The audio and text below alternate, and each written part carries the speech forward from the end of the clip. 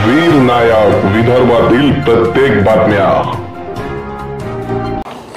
तो बेसिकली विधानसभा इलेक्शन जे आता 20 नोव्हेंबरला होणार आहे त्याच्यासाठी आतापर्यंत काय कारवाई झालेली आहे आणि पुढील 2 दिवसात काय होणार आहे त्या संदर्भात आम्ही आणि CP साहेब SP साहेब थोडक्यात सांगते। तो आतापर्यंत बऱ्याच ॲक्टिव्हिटीज झाली आहे, त्यापैकी जे होम वोटिंग झाली होती त्याच्यात आपले जिल्ह्यात जवळपास 2818 फॉर्म आले होते आणि त्यापैकी ऑलमोस्ट 94% लोकांनी वोटिंग केली आहे। ते खूप चांगला प्रमाण आहे, खूप चांगला टक्केवारी आहे पूर्ण महाराष्ट्रभरात। तसेच पोस्टल बॅलेट ची वोटिंगसुद्धा सेकंड ट्रेनिंग दरम्यान करण्यात आली होती, जे आपला स्टाफ आहे, ट्रेनिंगचा स्टाफ आहे इलेक्शनसाठी जे लागतात। आणि आपला जे ट्रेनिंग इलेक्शनसाठी जे स्टाफ लागतो आणि सगळा पकडून सिव्हिल आणि पोलीस सगळा पकडून तो जवळपास 12,790 लोक ड्युटीवर राहणार आहे।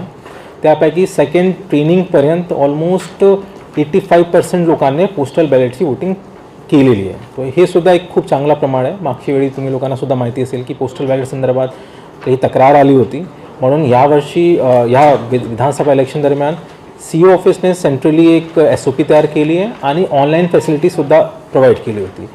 त्या ऑनलाईन फॅसिलिटीमुळे यावेळी पोस्टल बॅलेटची जी प्रक्रिया आहे ती खूप स्ट्रीमलाईन झाली आहे, म्हणून 85% लोकांनी ऑलरेडी वोटिंग केलेली आहे पोस्टल बॅलेटच्याद्वारे। आणि बाकी काही लोकांचे जे पोस्टल बॅलेट प्राप्त झाले नव्हते त्यांचे आता परवा प्राप्त झालेले आहे। 16 तारखेला औरंगाबादला सेंट्रल एक्सचेंज होता, तो त्यांचे बॅलेट आता प्राप्त झाले आहे। त्यांची वोटिंग आता उद्या डिस्पॅचच्या दरम्यान त्यांची करून घेणार आहे आपण। एक खूप चांगला प्रमाण आहे दोन्हीच्या, होम वोटिंगच्या सुद्धा आणि पोस्टल बॅलेटच्या सुद्धा। तिसरा विषय आहे इलेक्टोरल रोल संदर्भात। तो इलेक्टोरल रोल संदर्भात तुम्ही ह्या विषय संदर्भात MCCचे पूर्वी खूप काम झालं, विशेष करून लोकसभानंतर खूपच काम झाला होता। प्रत्येक वेळी आपण प्रेस कॉन्फरन्स घेतली, मीटिंग घेतली जे पॉलिटिकल पार्टीजची आहे, आणि जिथे जिथे डिलिशन झाले होते किंवा नवीन ॲड करायचे होते ते सगळे ॲक्टिव्हिटीजसुद्धा आपले RO मार्फत झाली होती। म्हणून त्याचा रिझल्ट आहे की ह्या दरम्यान MCC दरम्यान एवढी मीटिंगा घेतली गेली आहे पॉलिटिकल पार्टीजचे सुद्धा आणि कॅन्डिडेटचे सुद्धा, लेकिन इलेक्टोरल रोल संदर्भात मतदार यादी संदर्भात कुठली प्रकारची तक्रार आतापर्यंत प्राप्त नाही झाली कोणतेही ROकडे किंवा आमच्याकडे। तो म्हणजे ह्याचा अर्थ हेच आहे की ज्यांचे नाव इन्क्लूड करायचे होते सर्वांचे नाव आहे मतदार यादीमध्ये, आणि या संदर्भात पॉलिटिकल पार्टी किंवा कॅन्डिडेट मार्फत कुठली तक्रार यावेळी प्राप्त नाही झाली आहे। तो एक खूप महत्त्वपूर्ण बाब आहे की मतदार यादी आपली व्यवस्थित आहे। तसंच वोटर स्लिप डिस्ट्रीब्युशन संदर्भात खूप यावेळी फोकस करण्यात आला होता, जेणेकरून प्रत्येक मतदाराला स्लिप मिळाली पाहिजे, त्याला कळला पाहिजे की त्याचा पोलिंग बूथ कुठे आहे, यादीमध्ये नाव कुठे आहे। तो ह्या विषयावर सुद्धा खूप काम झालेलं आहे। ग्रामीण भागातसुद्धा वाटप झाली आहे, शहरी भागातसुद्धा वाटप झाली आहे। मनपाने आणि जिल्हा परिषदने एक हेल्पलाईन नंबरसुद्धा दिला होता की ज्यांच्याकडे नाही आले आहे वोटर स्लिप त्यांनी फोन करावे, आणि त्या ठिकाणी सुद्धा BLOला पाठवला गेला आहे। तो बऱ्यापैकी आपल्या जिल्ह्यात वोटर स्लिप डिस्ट्रीब्युशनचं काम कंप्लीट झालं आहे। शहरी भागात काही ठिकाणी नाही मिळाली होती, लेकिन तिथे सुद्धा BLO आजसुद्धा जात आहे आणि वोटर स्लिप डिस्ट्रीब्यूट करत आहे। या व्यतिरिक्त चौथा जो विषय होता EMF संदर्भात। आता आपला पूर्ण फोकस ह्या विषयावर आहे की मतदार येणार आहे 20 तारखेला वोटिंग करायला। जेव्हा तो येत आहे तेव्हा त्याला कुठल्याही प्रकारची अडचणी आली पाहिजे, जे सोयीसुद्धा प्रोव्हाइड केली जाते पोलिंग बूथवर ते आपण सर्व करत आहे, त्याची दक्षता घेतली गेली आहे।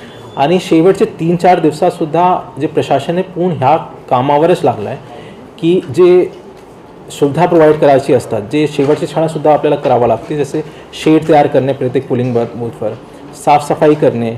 बऱ्याचदा वॉशरूम असतो लेकिन तिथे सफाई नसते किंवा पाण्याची अवेलेबिलिटी नसते, तो या संदर्भातसुद्धा कॉर्पोरेशनमार्फत आणि ग्रामपंचायतमार्फत आता कारवाई सुरू आहे।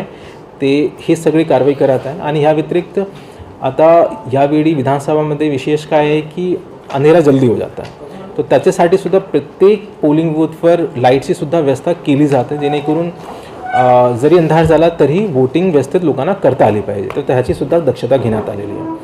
और प्रत्येक AC मध्ये मॉडेल पोलिंग बूथसुद्धा करण्यात आलेले आहे। ऑल वुमन मॅनेजसुद्धा पोलिंग बूथ करण्यात आलेले आहे, तर त्याचीसुद्धा प्रशासनामार्फत तयारी करण्यात आली आहे।